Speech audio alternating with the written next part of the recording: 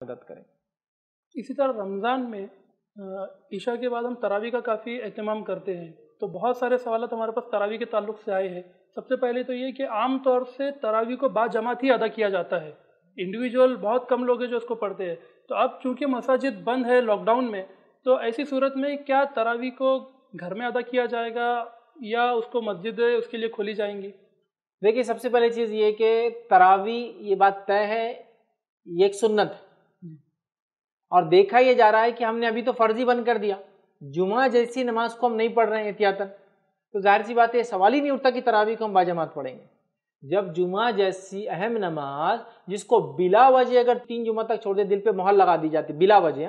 وجہ کے ساتھ نہیں، یہاں وجہ سے چھوڑے ہیں، لیکن بلا وجہ اگر 3 جمعہ نہ پڑھا جائے تو مہر لگ جاتی ہے، وہ نماز کو ہم لوگ باجماعت نہیں پڑھ رہے ہیں مسجد میں، اس کے بدلے ظہر پڑھ رہے ہیں، تو تراویح کا تو کوشچن رائز ہی نہیں ہوتا یہاں، تراویح کو باجماعت پڑھنا ہی نہیں ہے۔ میں تو یہ ریکویسٹ کروں گا کہ لاک ڈاؤن کے بعد بھی آپ تراویح کو مسجد میں نہ پڑھے، اگر اجازت ملتی بھی ہے تو نہ پڑھے، اس لیے کہ سوشل ڈسٹینسنگ بہت ضروری ہے۔ کورونا وائرس 3 کے بعد انڈیا سے باہر نہیں جانے والا ہے،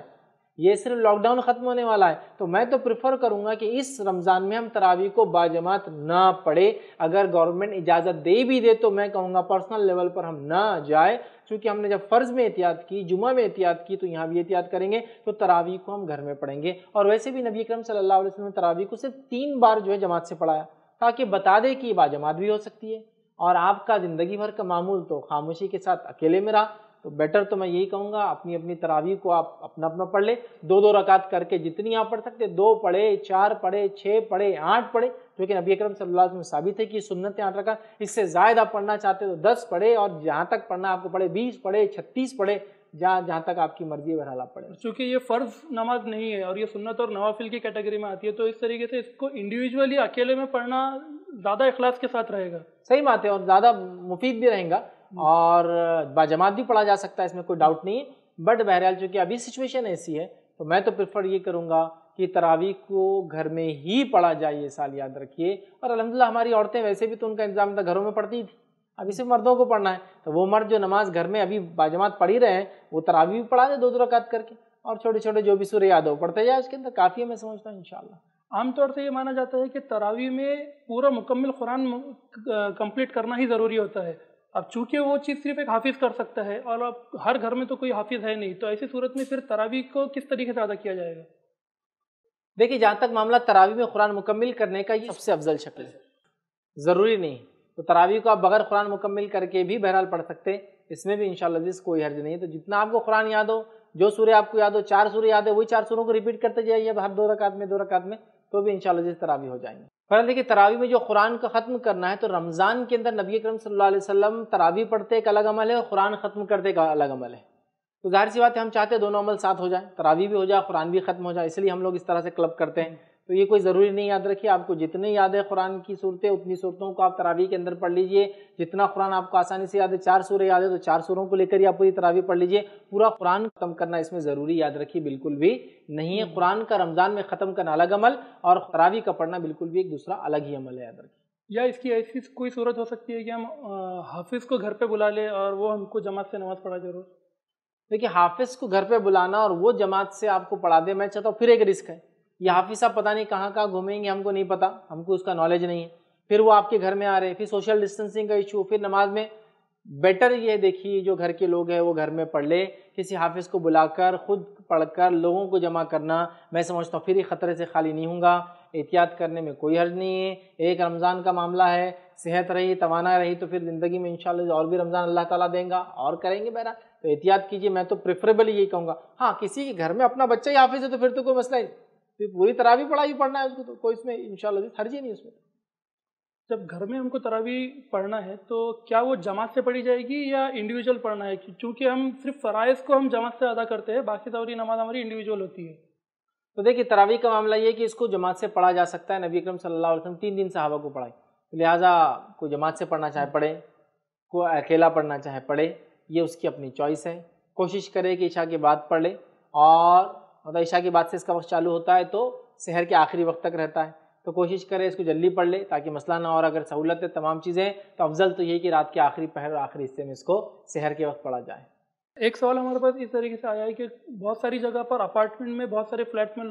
مسلمس لوکیلٹی رہتی ہے اور بہت سارے لوگ رہتے ہیں، تو کیا وہ تراویح کے لیے ایسا کر سکتے ہیں کہ ٹیرس پر یا کسی بڑے ہال میں سب لوگ ایک ساتھ جمع ہو کر با جماعت تراویح ادا کر لیں؟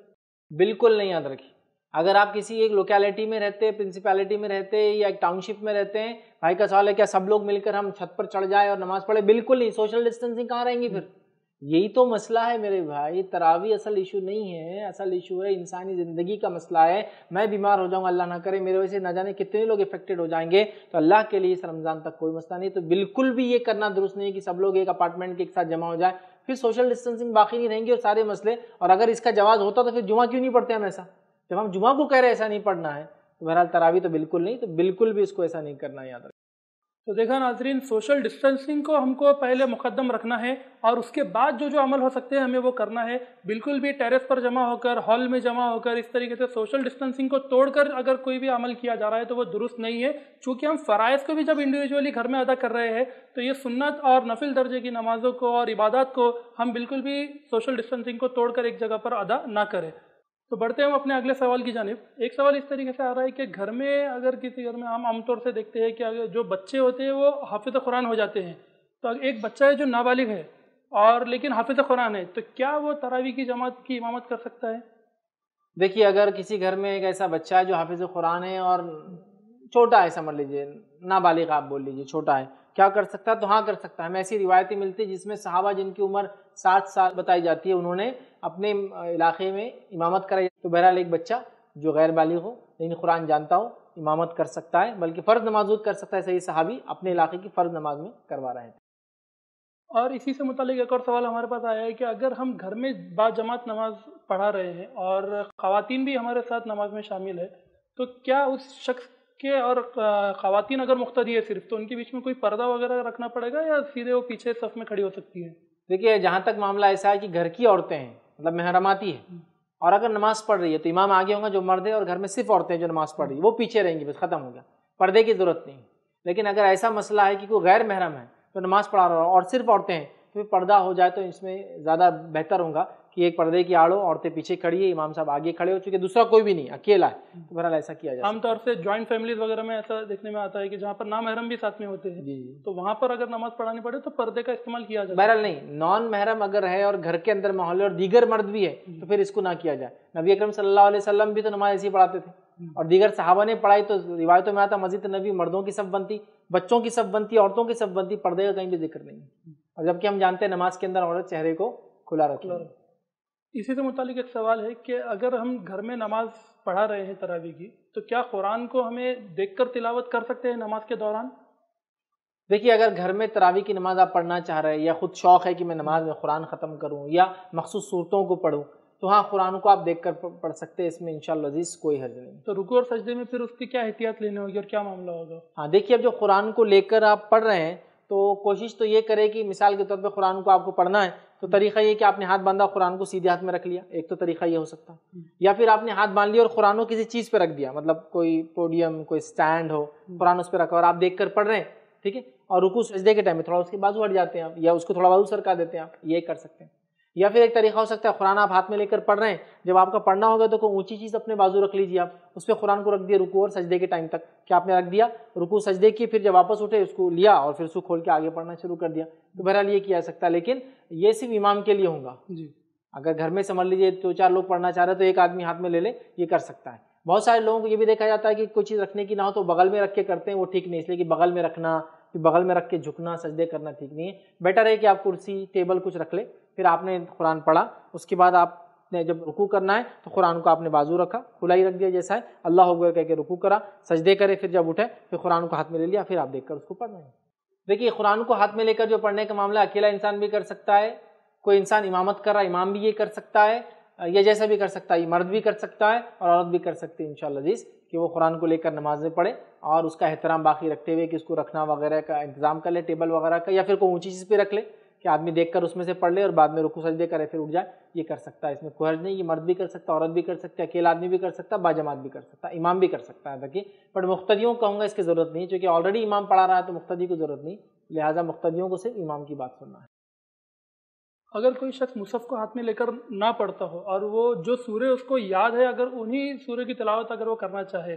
تو تراویح میں کوئی اسپیسیفک جیسا ہمارے پاس عام طور سے دیکھا جاتا ہے کہ قرآن مکمل ہونے کے بعد مساجد میں علم ترا سے شروع کیا جاتا ہے، تو کیا علم ترا سے لے کر سورہ ناس تک ہی پڑھنا ہوگا یا ہم کوئی بھی سورہ تراویح میں پڑھ سکتے ہیں؟ دیکھیے تراویح میں آپ کوئی بھی سورہ پڑھ سکتے ہیں، اگر آپ کو علم ترا سے ناس تک یاد ہے تو یہ بھی پڑھ سکتے ہیں، لیکن کوئی ضروری نہیں ہے۔ یہ ایک چلن تھا کہ 20 رکعت نماز پڑھنا ہے، جلدی نماز ختم کرنا تو علم ترا سے ناس، پھر علم ترا سے ناس، مطلب پہلی 1 سے 10 اور 11 سے 20 میں لوگ ایسا پڑھاتے تھے سہولت کے لیے، ایسا لیکن کوئی ضروری نہیں ہے۔ آپ کو جو صورت یاد ہو جہاں سے یاد ہو، بلکہ ایسا بھی کر سکتے ہیں آپ، پہلے آپ کو سورہ بقرہ کی 2-3 آیتیں یاد ہے وہ پڑھ لی پہلی رکعت میں، دوسری رکعت میں آپ کو آیت الکرسی یاد ہے آپ نے وہ پڑھ لی، پھر تیسری رکعت کے لیے جب آپ کھڑے ہو تو آپ کو سورہ اخلاص یاد ہے وہ پڑھ لیا، چوتھی رکعت کے لیے سورہ ناس پڑھ لیا، پانچویں میں سورہ فلق پڑھ لیا، چھٹی میں جو ہے الگ الگ کچھ بھی کر سکتے ہیں، اس میں کوئی حرج نہیں انشاءاللہ۔ گھر میں تراویح سے متعلق ایک سوال اس طریقے سے آیا ہے کہ گھر میں اگر ساری خواتین ہیں اور خواتین ہی باجماعت نماز ادا کر رہی ہے تو کیا وہ تراویح کو جہری طور پر پڑھیں گے یا سری ان کو دل میں تراویح کی نماز کو ادا کرنا ہے، تلاوت کرنا ہے؟ دیکھیے تراویح کی نماز اگر عورتوں کو عورت ہی پڑھا رہی ہے تو وہ جہر میں پڑھائیں گے، اس لیے کہ اس کا مقصد یہ کہ قرآن سنا جائے،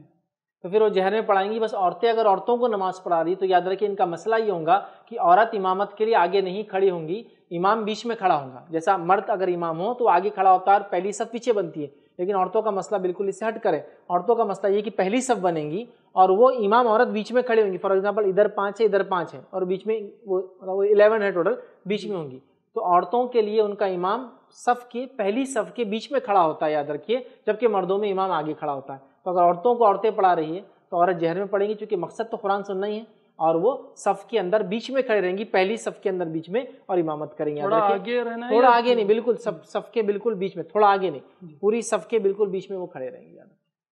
تو ناظرین ہم نے دیکھا ایک مسئلہ یہ بھی سامنے آیا ہے کہ عورتیں بھی بعض جماعت نماز ادا کر سکتی ہے اور عورت بھی عورتوں کی امامت کر سکتی ہے، لیکن یہ صرف ان کے لیے جہاں پر ساری عورتیں ہوں۔ اگر مرد ساتھ میں ہے تو امامت کبھی بھی مرد کرے گا، عورت کبھی بھی کسی مرد کی امامت نہیں کر سکتی ہے۔ اسی طرح ایک سوال ہمارے سامنے آیا ہے کہ لاک ڈاؤن کا پیریڈ ہے اور مساجد بند ہے، تو کیا رمضان میں چونکہ عبادتوں کا ثواب کافی بڑھ جاتا ہے تو اجتماعی عبادت کا ثواب لینے کے لیے کیا لاک ڈاؤن کو توڑ کر چھپکے سے مساجد میں جمع ہو کر عبادت کی جا سکتی ہے یا نماز پڑھی جا سکتی ہے؟ دیکھیے مساجد میں چھپکے لاک ڈاؤن کے حکم کو توڑ کر چھپکے جا کے نماز پڑھنا، دیکھیے نماز سے روکا کیوں گیا ہے اس کانسیپٹ کو سمجھیے آپ، وہ ہے وائرس اور بیماری۔ حکومت نے کوئی وہ نہیں کیا، ہمارا ملک تو سیکولر ملک ہے، ہمارے ملک کے اطراف کئی ریلیجس ملک ہے، مطلب وہ ملک ہے جو اسلام کی بنیاد پہ بنے ہیں، تو یہاں روکا کیوں جا رہا ہے؟ روکا نماز سے نہیں جا رہا ہے، روکا اس لیے جا رہا ہے کہ احتیاط کروائی جا رہی ہے، اور شریعت چونکہ اس کی اجازت دیتی ہے احتیاط کی تو کیا جا رہا ہے، تو لہٰذا اللہ کے لیے کسی بھی علاقے میں لاک ڈاؤن کو، ایمرجنسی کو، سوشل ڈسٹنسنگ کو، آئسولیشن کو چھوڑ کر آپ ایسا جمع ہو کے چھپ کے نماز پڑھنے کی قطع غلطی بالکل بھی نہ کرے۔ یاد رکھیے یہی سب سے زیادہ بہتر چیز، یاد رکھیے کہ آپ گھروں میں پڑھیں اور اپنی جان کی حفاظت کریں۔ اللہ نے زندگی دی تو اور رمضان ملیں گے، اور بھی انشاءاللہ اللہ کی ہم خوب سے خوب عبادت کریں گے، اور ویسے بھی نفل عبادت اگر اکیلے میں کی جائے تو زیادہ افضل ہے ویسے۔ تو ناظرین ہم نے دیکھا کہ کنسیپٹ کو ہم کو سمجھنا زیادہ ضروری ہے۔ لاک ڈاؤن اور اس طرح سوشل ڈسٹنسنگ کا بیسک کنسیپٹ یہ ہے کہ خود کی ہیلتھ کی، خود کی جان کی پہلے حفاظت کی جائے، ساری عبادتیں اور سارے اعمال اس کے بعد آتے ہیں۔ اسی طرح ایک سوال السلام علیکم، آپ بھی ہمارے اس کام میں تعاون کریں اپنی زکوٰۃ اور صدقات کے ذریعے۔ ڈونیشن ڈیٹیل حاصل کرنے کے لیے ڈونیٹ اس پر کلک کریں۔ اگر آپ کو ہمارا ویڈیو پسند آئے تو اسے شیئر کریں اور ثواب کے حقدار بنیں۔ روزانہ ہمارے نئے ویڈیوز پانے کے لیے یوٹیوب چینل کو سبسکرائب کریں اور بیل آئیکن دبائیں۔ ہم سے دیگر سوشل میڈیا پر جڑنے کے لیے ویڈیو میں دیے گئے IDs کو سرچ کریں۔ جزاک اللہ۔